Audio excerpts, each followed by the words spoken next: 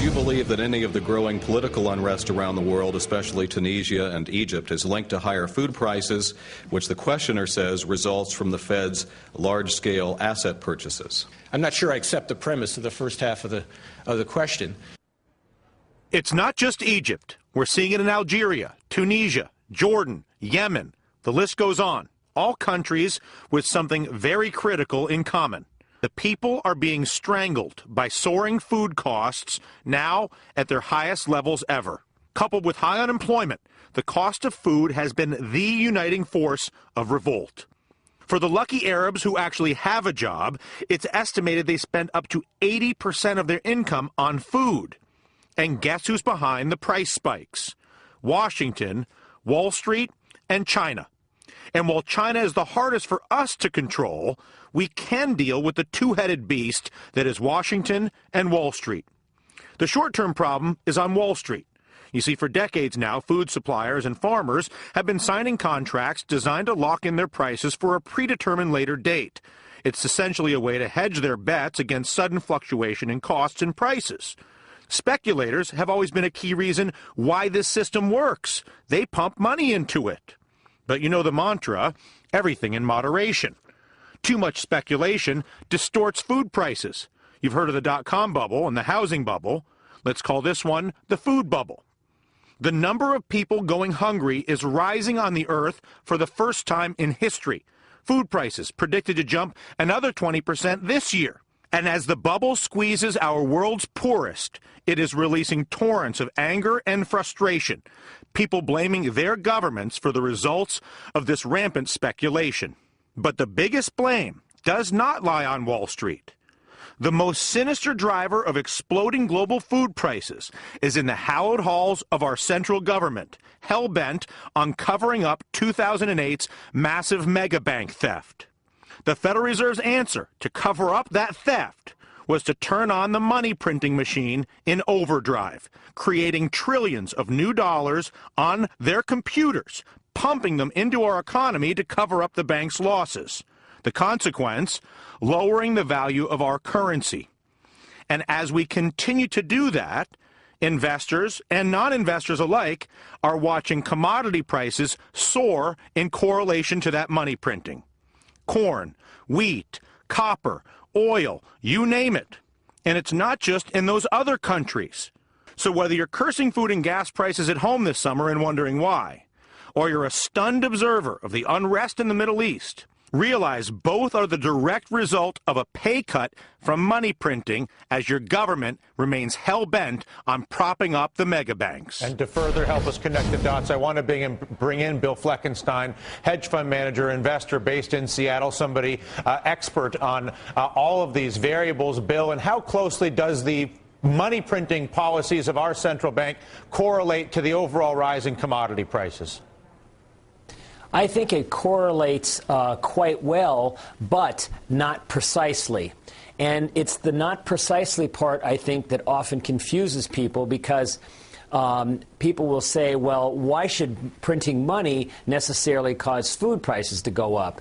And that is the problem with printing money. When you create money out of thin air, you don't know where it will go. We saw it go into stocks in the stock bubble. We saw it go into real estate in the real estate bubble, and now it's going into commodities and other things. But what it does is it turns the average person into a speculator. It's not just speculation in the futures markets.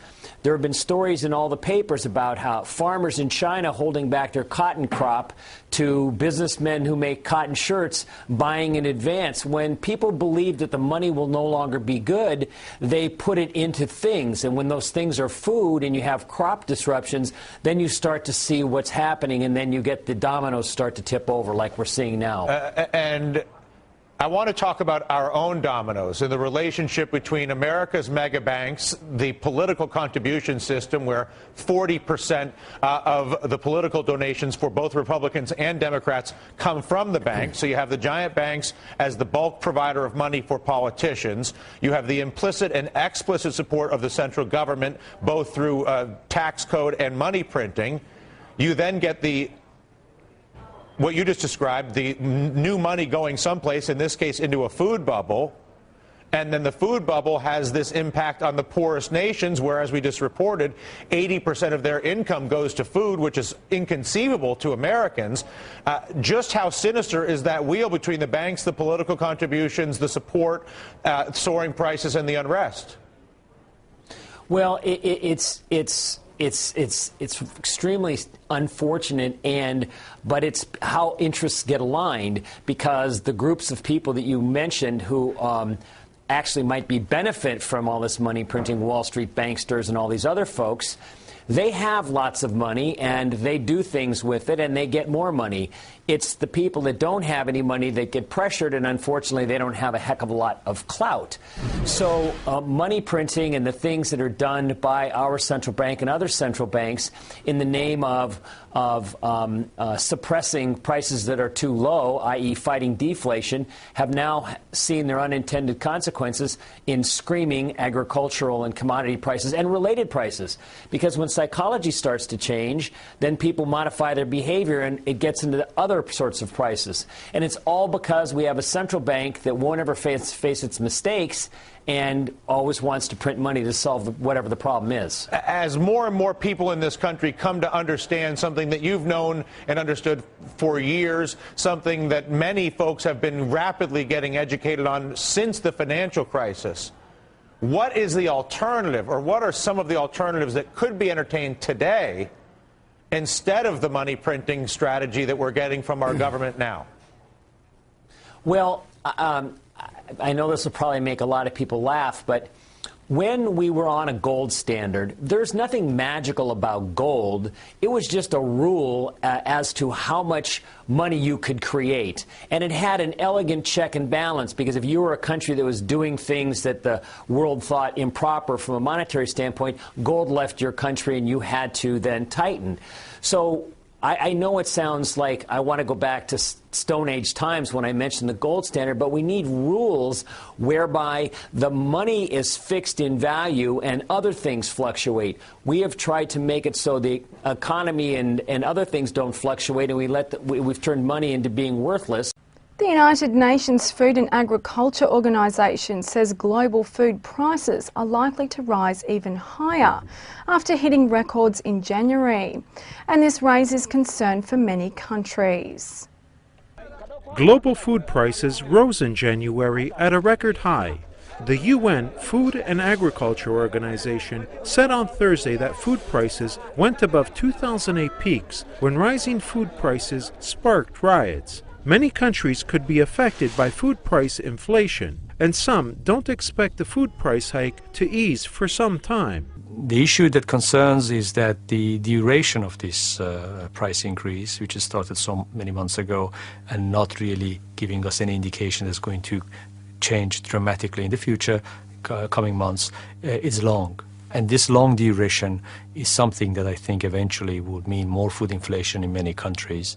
Up for the 7th month in a row, the index was the highest since records began in 1990 and topped in June 2008 during the food crisis of 2007-2008. Surging food prices have fueled protests that toppled Tunisia's president in January and have spilled over to Egypt and Jordan. Severe drought in the Black Sea last year, heavy rains in Australia, and dry weather in Argentina, and anticipation of the spike in demand after unrest in North Africa and the Middle East has caused grain prices to rise steeply.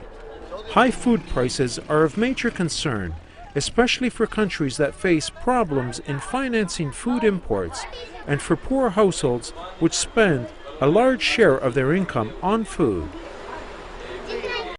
As you probably know, riots and political unrest have come to many countries across the world. We've seen dictatorships in Tunisia and Egypt fall. And we're seeing unrest from Iran to Libya and many countries in between.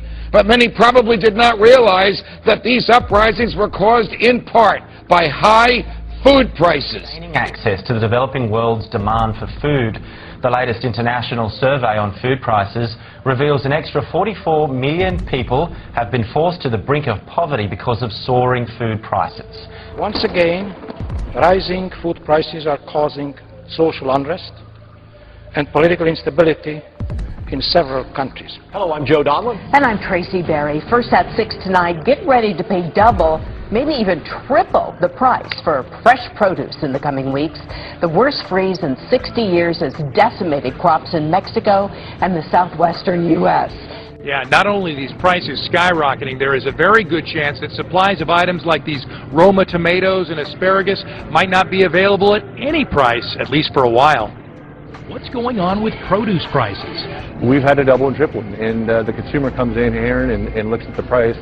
It's a little shock to them. Farmers throughout northern Mexico and the southwestern U.S. experienced unprecedented crop losses. Now devastation that seems so far away is impacting all of us. Roma tomatoes have more than doubled in price since Thursday. Zucchini has tripled. Situation is so dire, some stores can't honor certain advertised prices, which were ordered in newspapers long before the freeze. And now I'm in a situation where I can't really support that ad. And I try to do the best I can as far as letting my consumer know what's going on in the market. I've never seen this happen. I've been in the business for 25, 26 years. The World Food Program says that civil protests like the ones in Egypt over the past couple weeks are partly driven by growing anxiety about access to food and prices. The era of food volatility seems to be rippling across the globe, and on the floor of the CME Group in Chicago, commodities traders are dealing with a continued price rise in products such as grain. Food prices are escalating at a very large rate. We could see that actually you're going to see a lot of demand come back in. The increase in those prices have had wide-range impact, and global demand for wheat, sugar, pork, and beef is at unprecedented levels. On this snowy hog farm in northern Illinois, producers are preparing for record-high pork prices this summer. More profit on the farm, but clearly the consumers will be paying more at the store. Anything with wheat product, the pasta, the sugar, the baking products, milk, eggs, butter, staple type items, those are the items that are getting impacted. The lag time from the commodities price to the grocery store is sometimes as long as 10 months. Consumers may not feel the strain immediately, but as 2011 progresses, food inflation will hit the wallets of people around the world. Fox News alert on the world food supplies. We have been tracking this story for a few days now, and it is getting quite some attention. Food supplies getting very tight. And on the commodity markets, food prices soaring to levels never before seen. It's been gradually showing up in our supermarkets, and you're going to pay for it in your pocketbook, which could lead to social, political instability, geopolitical conflict, and irreparable environmental damage. I mean, this is something that could affect us on many levels. Not could, will affect us. You see this, I'm holding up rice right here, because in 2008, when oil went to $147 a barrel, rice prices spiked to $25 per 100 metric tons. They're right now around 20. If we were to see that again last time, the food riots that you saw on the side of the screen a little while ago. It could be a case of sticker shock when you go food shopping in the coming months. The USDA has cut its estimates for global harvests of key crops and then raised demand forecasts. So all this reaffirming concerns of what we already know, rising food prices in our future. So